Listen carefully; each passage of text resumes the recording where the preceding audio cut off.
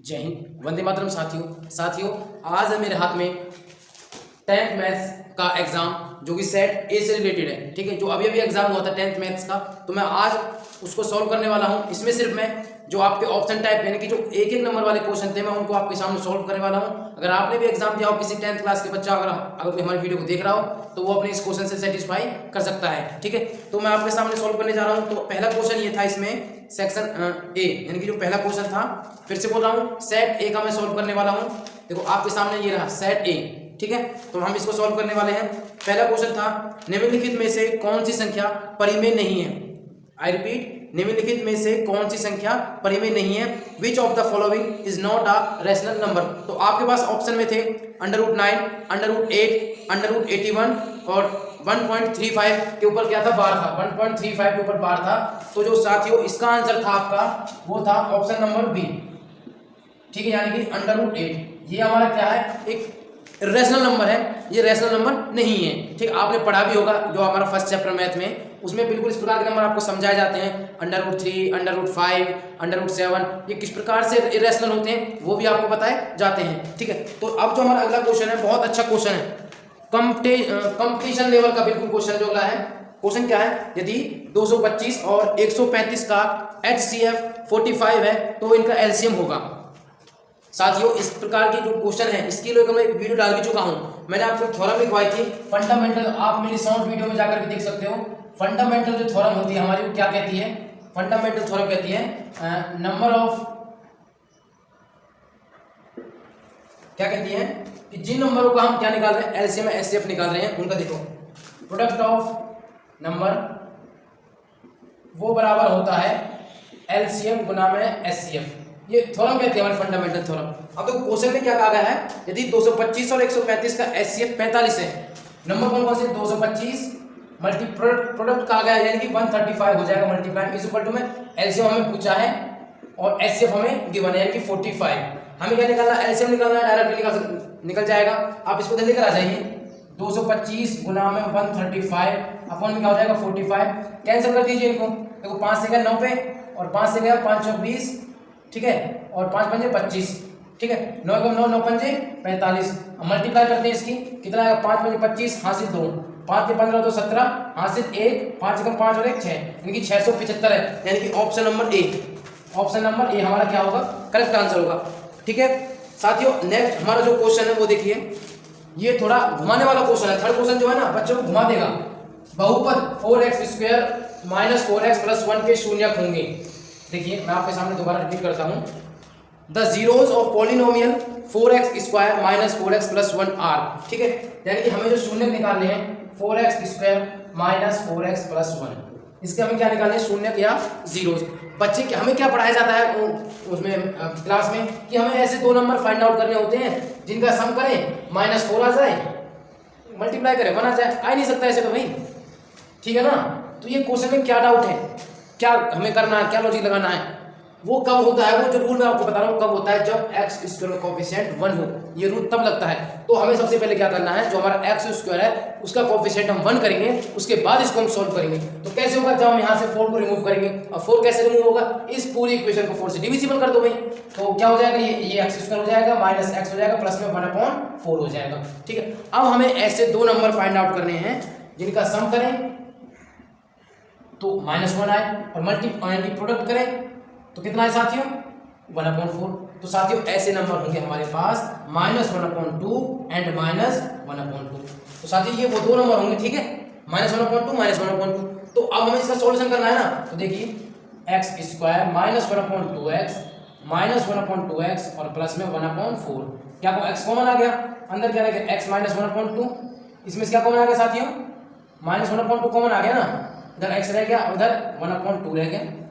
भाई ये प्लस का था, इसमें से -12 का तो अंदर माइनस हो जाएगा ना। ठीक है, अब इसमें से और इसमें से क्या कॉमन आ गया, इसमें से आ गया x - 1/2 कॉमन आ गया, अंदर क्या रह जाएगा x - 1/2, देन x की वैल्यू 1/2, इधर भी x की वैल्यू 1/2, यानी कि दोनों वैल्यू पॉजिटिव आ रही है, 1/2 आ रही है। यानी कि साथियों जो इसका ऑप्शन होगा, ऑप्शन नंबर सी, इस बच्चे ने गलत लगा रखा है। ठीक है ना, तो इसका ऑप्शन नंबर होगा ऑप्शन नंबर सी 1/2 1/2। अगला क्वेश्चन थोड़ा लेंथी है लेकिन हम अपने डायरेक्टली आंसर से मतलब रखेंगे, हम ऑप्शन पूरे को सॉल्व नहीं करेंगे। निम्न में से कौन सा द्विघात समीकरण है। ठीक है, तो मैं आपको बता दूं, मैं आपको इनमें ऑप्शन था ए, क्या था ऑप्शन में, मैं आपको बता देना चाहता हूँ वो क्या है, कैसे है, क्यों है। ऑप्शन में था x minus 1 into x minus 3 is equal to x minus 7 into में x प्लस 5। ठीक है साथियों, तो देखते हैं क्या ये इसका ऑप्शन है या नहीं है। पहले ये देखते हैं भाई, ये इस बच्चे ने गलत लगा रखा है, ये इसका ऑप्शन नहीं होगा। देखते हैं एक्स स्क्वायर, देखो ये नहीं हो सकता इसका आंसर, क्योंकि देखो जब ये एक्स स्क्वायर हो जाएगा उसी प्रकार से यहाँ भी क्या हो जाएगा, एक्स स्क्वायर हो जाएगा। ठीक है, जब हम इसको इधर लेकर आएंगे ना तो ये एक्स स्क्वायर इस एक्स स्क्वायर से कैंसिल हो जाएगा, तो ये बचेगा ही नहीं। ठीक है, इसने गलत लगा रखा है, तो इसका जो मैं आपको बता देता हूँ सही ऑप्शन जो होगा ऑप्शन नंबर बी, क्योंकि इधर ये क्यू हो जाएगा। सेकंड ऑप्शन था इसका बी, देखिए 2x माइनस 1 2x प्लस 1 इधर था इक्वल में x माइनस 2 स्क्वायर। ठीक है, ये भी हमारा ऑप्शन में गिवन है, तो देखते हैं ये है नहीं। देखो इधर 2x की मल्टीप्लाई करेंगे हम 2 के साथ तो 4x स्क्वायर हो जाएगा, लेकिन उधर से देखो जब x का होल स्क्वायर करेंगे तो सिर्फ क्या आएगा, उधर से x स्क्वायर ही तो आएगा, यानी कि इधर 3x स्क्वायर बच जाएगा, यानी कि ये स्क्वायर हमारा पास रह जाएगा, यानी कि यही हमारा क्या होगा, सही आंसर होगा। क्वाड्रेटिक जो इक्वेशन है वो यही होगी, ऑप्शन नंबर बी। फोर्थ का जो क्वेश्चन आंसर होगा वो बी होगा। ठीक है साथियों, इसने ये भी गलत लगा रखा है, किसी बच्चे का है मेरे पास पेपर, उसने गलत लगा रखा है। ठीक है ना, तो इसका बी होगा। अगला जो हमारा क्वेश्चन है, रेखिक समीकरण के योग x minus 2y plus 3 is equal to 0, x minus 2y plus 3 is equal to 0, फिर क्या है 3x minus 6y plus 9 is equal to 0 का हल होगा। Solution of a pair of linear equation x minus 2y plus 3 is equal to 0 and 3x minus 6y plus 9 is equal to 0 will be. साथियों, जब मैंने starting में अपना जो channel start किया था वो 10th मैथ से किया था, तो उस टाइम मैंने आपको पढ़ाए थे ये इस प्रकार के जो क्वेश्चन है वो सारे क्वेश्चन करवाए थे कि अद्वितीय हल यानी कि यूनिक सॉल्यूशन कब होता है और नो सॉल्यूशन कब होता है या मैनी सॉल्यूशन कब होता है, उसकी कंडीशन थी। देखो पहले मैं इसको सोल्व करता हूँ कि यहाँ से निकल के क्या आता है, उसके बाद मैं आपको बताऊंगा कंडीशन क्या थी। देखो इधर x का कोफिशिएंट क्या 1 है, इधर 3 यानी 1/3, इधर -2 है, इधर -6 है, इसका मतलब माइनस से माइनस कैंसिल 1/3 आ गया इधर भी। ठीक है, इधर 3 है, इधर 9 है, 3 1 कितना हो गया 1/3। आप देख रहे हैं क्या तीनों जगह कितना आ रहा है 1/3, यानी कि a1/a2 is equal b1/b2 is equal c1/c2। तो जब साथियों ये कंडीशन होती है ना तो उसके मैनी सॉल्यूशन होते हैं। जितने भी सेट में आया था, चारों सेट आए थे, चारों में क्या आंसर था, सभी का many solution many solution many solution. एक में शायद था किसी में मुझे याद नहीं, लेकिन जहां तक मुझे अंदाजा है याद है सभी में यही था, है परिमित रूप से अनेक हल, है परिमित रूप से अनेक हल। अगर सभी साथियों ये क्या होगा, सभी सेट में ए बी सी डी, तो उनका सभी का सही होगा। अगला क्वेश्चन जो है हमारा एबी सीरीज को लेकर है। क्वेश्चन क्या है, एपी हमारे पास 3 7 11 15। ठीक है साथियों, उसमें हमें क्या बताना है, एपी का 10वां पद हमें निकालना है। देखिए कैसे निकालेंगे। सबसे पहले आपको उसका फॉर्मूला पता होना चाहिए, एपी सीरीज का फॉर्मूला क्या होता है, यानी कि एन टर्म का फॉर्मूला मैं आपको याद करवा देता हूँ। सीरीज क्या थी 3 7 11 15, उसमें आपको क्या निकालना है a 10, इन 10वां पद हमें निकालना है। सबसे पहले आप पता होना चाहिए a कितना है, इसमें 3 है, d कितना है 7 - 3 4 हो गया, a 10 हमें निकालना है। और a 10 को हम किस प्रकार से ब्रेक कर सकते हैं, a प्लस 9d, ये आसान तरीका है। और a की वैल्यू कितनी साथियों 3 प्लस 9 इंटू d की वैल्यू कितनी हमारे पास 4, 9 तो 36 और 3 39, यानी कि इसमें जो ऑप्शन होगा हमारे पास ऑप्शन नंबर डी। ठीक है साथियों, ये हमारा क्या होगा आंसर होगा। अगला क्वेश्चन है हमारे पास, ये भी किसी एपी सीरीज को लेकर है। यदि किसी एपी का तीसरा और 9वां पद क्रम से 4 और -8 है तो उसका 6वां पद है। देखिए हमारे पास a3 यानी कि a प्लस 2d, हम इसको ब्रेक कर सकते हैं। और a प्लस 2d हमारे पास कितना है 4। ठीक है, फिर 9वां पद यानी कि a9, उसको हम ब्रेक कर सकते हैं a प्लस 8d में, और वो हमारे पास कितना है साथियों -8। ठीक है, अब आप देखो यहाँ पर क्या है, हमारे पास एक इक्वेशन बन गई है, इक्वेशन ये हो गई और एक इक्वेशन ये हो गई। सॉल्व कर सकते हैं हम एलिमिनेशन मेथड से, घटाने पर। ठीक है साथियों, घटाने पर माइनस माइनस प्लस, माइनस का प्लस हो जाएगा, दिस इज कैंसल आउट, कितना बचेगा -6d, इधर 8 से 12, और d की वैल्यू हमारे पास आ गई साथियों -2। ठीक है, और यहाँ से क्या निकाल सकते हैं, अपनी a की वैल्यू हम निकाल सकते हैं। तो देखिए a प्लस 2 इंटू डी की वैल्यू -2 इज इक्वल टू 4, और a की वैल्यू -4 इज इक्वल टू 4, तो साथियों हमारे पास a की वैल्यू आ गई 8। लेकिन हमें पूछा क्या है a10, यानी कि a प्लस 9d। जिस प्रकार से हमने इसको एक कम में ब्रेक किया था उसी प्रकार से हम यहाँ पर क्या करेंगे, ये पूछा है ना, सॉरी a6 पूछा है, इसमें क्या पूछा है a6, 6वां पद पूछा है ना, यानी कि a6, तो a प्लस 5d कर लेंगे हम इसको। एक वैल्यू कितनी साथियों इसमें, एक हमारे पास ये रहा 8 प्लस 5 इंटू डी कितना हमारे पास -2, 8 प्लस 5 टू 10 -10। आप सभी जानते हैं 8 प्लस -10 माइनस का बड़ा है तो कितना आएगा -2 आंसर, यानी कि इसका ऑप्शन नंबर डी। और साथ ही बात मैं आपको बता दूं ये क्वेश्चन था सभी सेट में आया था, और लेकिन क्या था बस कहीं पे 7वां कहीं पे 12वां कहीं पे, बस ये फर्क था, सभी में आया था ये क्वेश्चन। अगला क्वेश्चन हमारा बहुत अच्छा क्वेश्चन है, ये है आपकी ट्रायंगल चैप्टर में से लेकर, बहुत आसान आया था ट्रायंगल चैप्टर में से। ये जो ट्रायंगल चैप्टर बहुत हार्ड है लेकिन इसमें से पेपर में बहुत आसान आता है, ये ऐसी खास बात देखी है मैंने। वैसे चैप्टर हार्ड है लेकिन पेपर में बहुत आसान आता है। शायद जानते हैं हरियाणा बोर्ड वाले भी कि बच्चों से होगा नहीं, लेकिन पेपर बहुत आसान देते हैं। देखो आपके पास क्या है, ट्रायंगल है, ठीक है, इसको आप ये जो डी लाइन है वो पैरेलल है किसके, बीसी। क्वेश्चन में कहा भी गया है, ठीक है। ये ए पॉइंट हो गया और यहाँ पे 1.5 था, 1 सेंटीमीटर में, ठीक है ना। तो हमें ये वाली निकालनी है, ईसी की लेंथ हमें निकालनी है। तो साथियों आपको पता होना चाहिए जब ये लाइन इसके पैरेलल है तो क्या होगा, इन लाइनों का रेशियो क्या होगा, इक्वल होगा, यानी कि AD अपॉन DB वो बराबर होगा AE अपॉन EC, और इनकी वैल्यू 1.5/3 वो बराबर होगा 1 अपॉन में EC के, ठीक। क्रॉस मल्टीप्लाई करेंगे तो क्या हो जाएगा, EC हमारे पास आ जाएगा 1.5 अपॉन में 1.5 अपॉन कितना, ये हो जाएगा नहीं 3 अपॉन 1.5 होगा भाई, ये तक नीचे आ जाएगा ना, तो कितना आ जाएगा 2 आ जाएगा, कितना आएगा साथियों 2 आ जाएगा, और ये हमारा क्या होगा इसका आंसर होगा। इसमें ऑप्शन नहीं है, ठीक है ना, लेकिन फिर भी आपको बता दूं 2 इसका करेक्ट आंसर होगा। आप फिर से एक बार देख लीजिए भाई, इसका इस लाइन का रेशियो वो बराबर होगा इस लाइन के रेशियो के, यानी कि 1.5/3 वो बराबर होगा 1 अपॉन EC क्रॉस मल्टीप्लाई करेंगे, ठीक है। तो ये इसके साथ मल्टीप्लाई में, ये इसके साथ मल्टीप्लाई में, बाद में हम इसको EC निकालने के लिए इसको हम डिवाइड में कराएंगे भाई, ये 1.5 था 1.5 1.5 था और 1.5 दूनी 3 तो 3 आंसर हो जाएगा, ठीक है। अब जो हमारा अगला क्वेश्चन है वो भी ट्रायंगल चैप्टर में से ही है, बहुत अच्छा क्वेश्चन है, थ्योरम बेस्ड है। जिसको थ्योरम पता है ना वो उसको आसानी से कर देगा। थ्योरम में आपको पढ़ देता हूं, दो समरूप त्रिभुजों के क्षेत्रफल 4:9 के अनुपात में हो तो उसकी संगत भुजाओं का अनुपात क्या होगा। थ्योरम ये कहती है कि त्रिभुजों के यदि दो समरूप त्रिभुज हैं तो उनके जो क्षेत्रफल होगा वो उनके वर्गों भुजाओं के वर्ग के बराबर होगा। यानी कि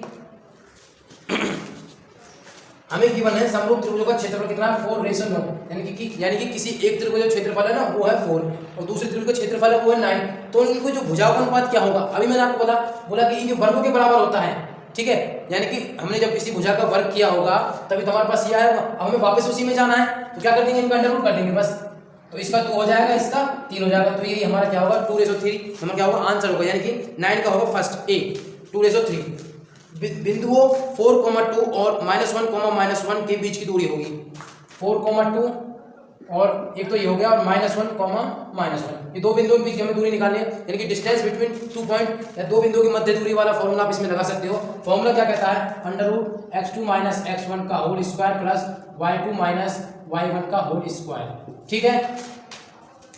x1 y1 आप कुछ भी मान सकते हो भाई, चाहे आप इसको x1 मान लो चाहे आप इसको x1 मान लो, कोई फर्क नहीं पड़ता उससे, क्योंकि इसमें सिस्टम ये सारा जो स्क्वायर सबको इक्वल कर देता है, ठीक है। तो x2 कितना हमारे पास, हमने इसको x1 मान लिया, इसको y1 मान लिया, इसको x2 मान लिया और इसको y2 मान लिया, यानी कि 4 माइनस, देखो एक तो ध्यान देने वाली बात है, एक फॉर्मूले में माइनस है और एक क्वेश्चन में माइनस, तो माइनस माइनस प्लस हो जाएगा साथियों। 4 + 1 5 का square plus y2 - y1 2 minus फिर माइनस कर दिया तो प्लस हो जाएगा, तो 3 का स्क्वायर, 5 का स्क्वायर 25 प्लस में 3 का स्क्वायर 9, यानी कि √34, यानी कि यही हमारा क्या होगा आंसर होगा, यानी कि ऑप्शन नंबर बी 10वीं का होगा ऑप्शन नंबर बी। अब जो हमारा 11वां क्वेश्चन है, आपने पढ़ा हुआ सेक्शन फॉर्मूला विभाजन सूत्र, ये इसमें लगाना था, ठीक है। लगाकर देखते हैं क्या होगा, क्या आंसर आता है। क्वेश्चन क्या देखिए, उस बिंदु के निर्देशांक जो बिंदुओं 4, -3 तथा 8, 5 को जोड़ने वाले रेखाखंड को आंतरिक रूप से 3:1 के अनुपात में विभाजित करता है, ठीक है। जो 3:1 है ना, ये हमारी क्या होती है, फॉर्मूला बताता हूं मैं आपको। फॉर्मूला होता है हमारा x = m1x2 + m2x1 अपॉन में m1 + m2, ठीक है। फिर y इक्वल होती है हमारे पास m1y2 + m2y1 अपॉन में m1 + में m2। देखो मैं आपको, हमें x और y इक्वल पूछिए तो आपको दोनों सॉल्व करने पड़ेंगे, मैं आपको ऐसा बता दूंगा, आपको सिर्फ एक ही करना पड़ेगा, आप दूसरा अपना अंदाजा खुद लगा सकते हैं। देखिए हम निकाल रहे हैं x की वैल्यू, देखो क्वेश्चन में जो m1 की वैल्यू होगी साथियों मैं आपको लिख देता हूं m1 m2 x1 x2, देखिए जिससे गलती ना हो मैं इसलिए लिख लेता हूं m1 की वैल्यू इसमें 3 और m2 की वैल्यू 1, x1 की वैल्यू 4 और x2 की वैल्यू 8, इसमें रख दीजिए बस। 3 × 8 प्लस m2 कितना है हमारे पास 1 इंटू x1 कितना है 4 अपॉन में m1 प्लस m2 यानी 3 प्लस 1 3 अट्ठे 24 प्लस 1 इंटू 4 4 अपॉन में 4 हो जाएगा। ठीक है 24 4 28 बटे में 4 यानी कि हमारे पास x की वैल्यू आ गई साथियों 7। जहां भी ऑप्शन में देखो ऑप्शन में क्या क्या गिवन है देखो x की वैल्यू 7 और आप सभी जानते हैं ऑप्शन में जो हमें गिवन था देखो -3,5 समझ लीजिए कैसे होगा आंसर का हिसाब अंदाजा लगा। हमें देखो टाइम भी बचाना होता है पूरा सॉल्व करने की जरूरत नहीं टाइम बचाना था देखो कैसे बचाएंगे -3,5 4, -2 3,7 और 7,3 देखो ये सारी जो हमारी क्या होती है पहली पहली x की वैल्यू होती है बाद में y वाली वैल्यू होती है। हमारे पास x की वैल्यू आ गई 7 में कहीं भी नहीं इसमें और इसमें है। अब मैंने आप क्या कहा ये x की वैल्यू क्या होती है पहली वाली होती तो हमारे पास पहला कहां है ये रहा तो यही हमारा क्या होगा आंसर होगा 7,3। हमें y की वैल्यू निकालने की जरूरत भी नहीं थी अपना आप आ गया 7,3। इससे से अंदाजा लगा सकते हो कि आंसर क्या होगा यानी कि इसका जो ऑप्शन था ऑप्शन नंबर डी 11वें का डी सही कर रखा है बच्चे ने। अगला क्वेश्चन बहुत अच्छा क्वेश्चन ट्रिग्नोमेट्री में से भाई ट्रिग्नोमेट्री बहुत आसान है ट्रिग्नोमेट्री क्वेश्चन और आया था प्रूफ का पानी बहुत आसान क्वेश्चन था जिसने हर किसी थोड़ी सी पढ़ाई होगी ना वो उसको आसानी से क्रैक कर सकता है इस क्वेश्चन पेपर को। आपके सामने अगला क्वेश्चन है 9 sec square minus 9 tan square 9 sec square minus 9 जितने भी सेट थे सभी में यही क्वेश्चन था मतलब किसी में 5 sec square minus 5 tan square था किसी में 6 sec स्क्वायर माइनस 6 tan। तरीका एक ही है क्वेश्चन में बस स्टेटमेंट चेंज है। देखिए अब आपको मैं बता देना चाहता हूँ एक क्या है आइडेंटिटी थी एक फॉर्मूला था 1 प्लस tan स्क्वायर a बराबर होता है sec स्क्वायर a। आप सभी ने पढ़ा होगा मात्र 5-6 इसमें आईडी होती है ठीक है फॉर्मूला होते हैं वो इसमें याद रखने होते हैं ठीक है। 1 प्लस tan स्क्वायर बराबर होता है sec स्क्वायर। अगर मैं इसे 1 की वैल्यू निकालना चाहूँ तो कैसे निकालूंगा मुझे इस tan स्क्वायर को उधर भेजना पड़ेगा यानी कि 1 इज इक्वल टू क्या हो जाएगा sec square a minus tan square a यानी कि sec square a minus tan square value साथियों 1। अब आप देख रहे हैं यहाँ पर क्या कॉमन 9 कॉमन आ गया ना अंदर क्या रह गया sec square a minus tan square a और आप सब जानते हैं इसकी वैल्यू क्या होगी अभी बताया था ना 1 आ गई तो 9 × 1 यानी कि 9 ठीक है यानी कि ऑप्शन नंबर सी का करेक्ट आंसर है। अगला क्वेश्चन है एक वृत्त की कितनी समांतर स्पर्श रेखाएं हो सकती हैं। A circle can have dash parallel tangents at the most. बहुत अच्छा क्वेश्चन था। एक हमारे पास क्या है एक सर्कल है तो इसकी कितनी समांतर स्पर्श रेखाएं हो सकती हैं साथियों इसका आंसर था 2 क्योंकि इसकी सिर्फ 2 ही समांतर रेखाएं स्पर्श हो सकती हैं। ऐसे एक हो गई ये वाली ठीक है और एक हो सकती है बस ऐसे और कोई तरीका नहीं है कि इसको स्पर्श रेखाओं समांतर भी हो यही दो इसका आंसर होगा ठीक है। एक पेयर ये होगा और एक पेयर ये वाला। त्रिज्या 2.1 सेंटीमीटर वाले धातु के गोले का पृष्ठीय क्षेत्रफल क्या होगा। सबसे पहले आपको बता दें गोले का पृष्ठीय क्षेत्रफल क्या होता है साथियों तो गोले का पृष्ठीय क्षेत्रफल होता है 4πr स्क्वायर। क्या होता है 4πr स्क्वायर ठीक है। अब 4 × पाई की वैल्यू 22/7 इंटू रेडियस कितनी हमारे पास 2.1 × 2.1 ठीक है। डेसिमल हटाएंगे तो नीचे 10 आ जाएगा इधर नीचे 10 आ जाएगा ठीक है। 7 एकम 7 7 × 21 अब 2 से गया 2 पे और 2 से गया 5 पे अब 2 से गया ये पूरा 5 पे चला गया। बहुत अच्छे से सॉल्व करना है कैलकुलेशन कई बार बहुत गड़बड़ कर देती है आंसर मैच नहीं होता टाइम खराब होता है उससे।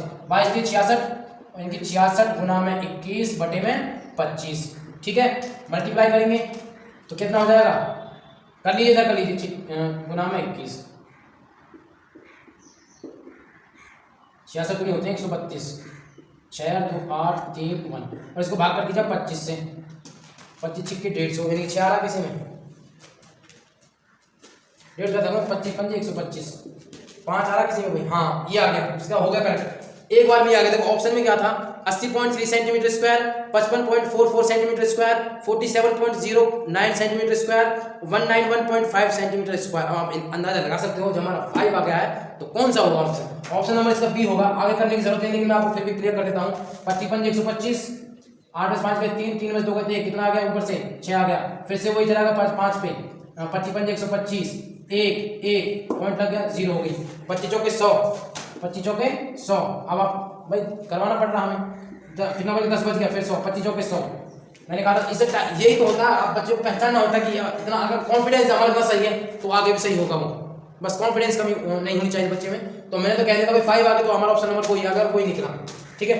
अब जो हमारा क्वेश्चन नंबर 16 हो गया तो साथियों बस इतना ही है सेट ये में जो हमारे ऑप्शन वाले क्वेश्चन थे 16 क्वेश्चन मैंने आपके सामने सॉल्व कर दिए हैं ठीक है साथियों। अब जो रह गए हैं और जो 4 नंबर वाले 2 नंबर वाले और 5 नंबर वाले अगर आप हमारी वीडियो को लाइक करते हैं तो हम कोशिश करेंगे उनको भी आगे समझा दें अपनी वीडियो में। तो प्लीज़ मैं अपनी वीडियो को यही समाप्त करता हूँ। तो इसी के साथ हमारे चैनल को लाइक करें शेयर करें।